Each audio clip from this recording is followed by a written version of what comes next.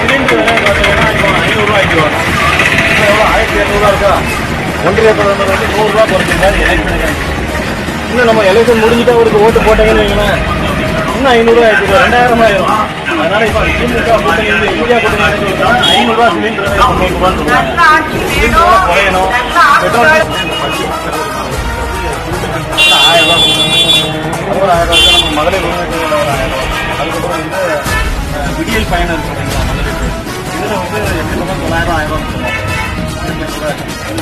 காலை உணவுக்கு முதல்வரோட காலை உணவு திட்டம் இதில் ஒரு கூட்டத்துக்கு சராசரியாக நம்ம 50 ரூபா வச்சாலும் ஒரு மாதத்துக்கு 1000 இப்படி பார்த்தாலும் ஒரு பொருளுக்கு நமக்கு 4500 ரூபா வந்து மிச்சமாகும்.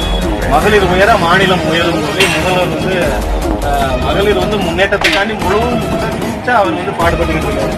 இந்த பொற்கால ஆட்சி நீடிக்கணும் அப்படின்னா இந்தியா